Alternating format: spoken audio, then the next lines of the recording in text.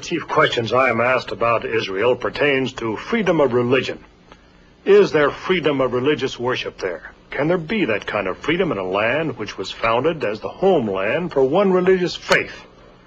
Especially I've been asked whether Jews and Muslims can live side by side together in peace.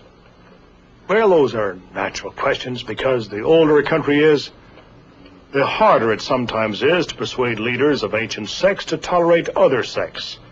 And that is true in the United States as well as Europe and Asia. In Palestine under the Turks, it was even necessary to station Muslim guards at the tomb of Christ to prevent certain extreme Christian sects from stabbing each other as they came to do reverence to him who preached peace on earth, goodwill to men. For years, religious passion has been rooted deep in the land where Christ was born, a land which gave the world the great Hebraic philosophy, which has molded the thinking of almost every Western nation, a land which also contributed many of the prophets of the Muslim faith, which now dominates North Africa, the Near East, and parts of Asia. So to report on this complex problem, I went to Israel. The more I traveled through Israel, the more I found it to be a land of contrast, a land of deserts and of rocks eroded for centuries, of deserts studded with cactus, yet in some places a land of water, beautiful trout streams and waterfalls, a land which has put water to work in raising fruit as delicious as any grown in Florida or California, a land where the venerable camel still does service as a means of transportation, a land where women still go down to the wells of their ancestors, but where women in the streets of Tel Aviv are just as smartly dressed as the women of New York. The greatest contrast in this land of contrasts is the people. People who have come from many lands, speaking many tongues, practicing many professions. The people and their religions.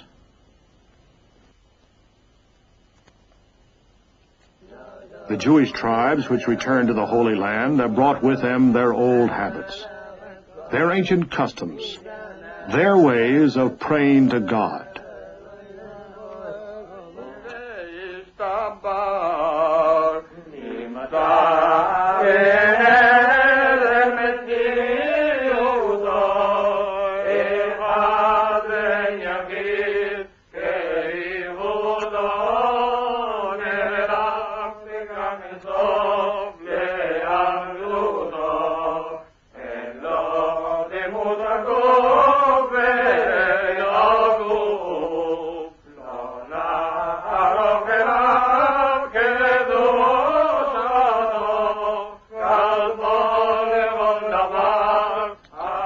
Merging these heterogeneous people from many countries and of many customs into one homogeneous group is one of the most difficult problems Israel faces, and also one of the most rewarding. Adonai Eloheinu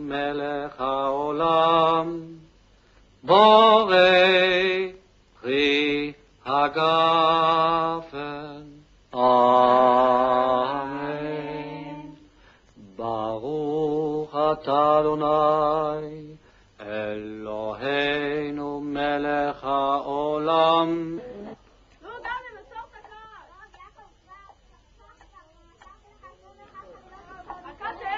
But for the children, this problem does not exist. They work together, they play together, and they pray together.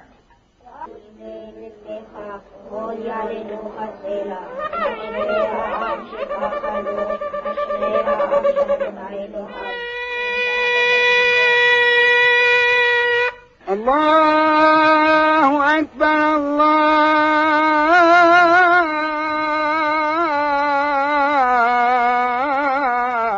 Akbar. In the city of Ocker, the Mohammedan priest or Hoja calls his people to worship at the mosque of Yazar Pasha. All over the land, they listen and they pray. أشهد أن لا إله إلا الله.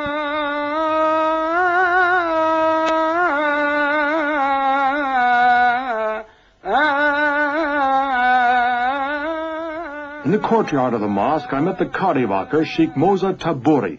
Your Eminence, may I ask how many Arab Muslims there are in Israel? 165,000. And about how many are there here in the city of Acre? 4,000. And the Jews and the Arabs, how do they get along here in this city? There are very good relations between the Arabs and the Jews. And tell me about your court. What is its function? In the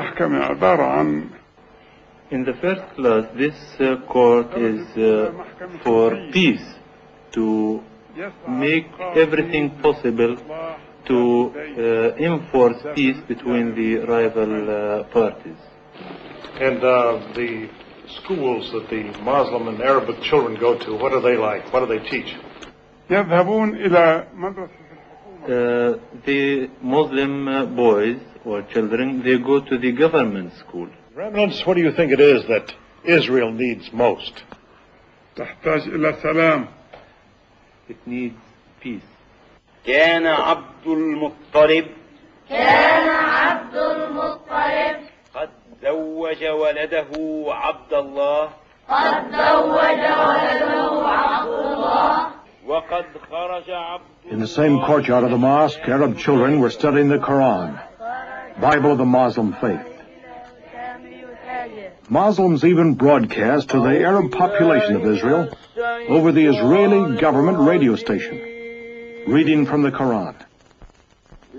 And I could not help but feel that if the Arabs in the neighboring states outside Israel knew of the freedom inside Israel, the bitterness of the Arab Iron Curtain might begin to disappear.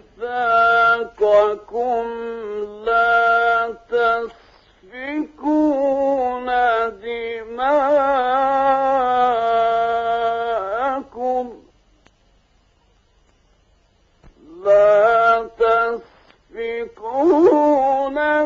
دماءكم ولا تخرجون أنفسكم.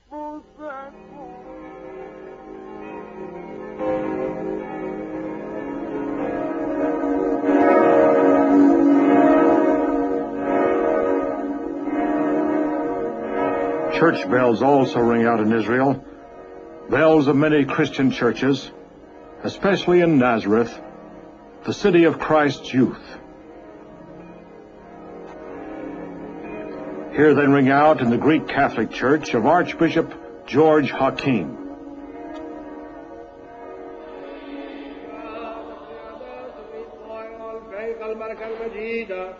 سيدة الطوائرة الدائم المكارة مريم موز من الدسيس وذاكرون ذواتنا وبطر بعض وسمي حياتنا للمسيح لا ندين.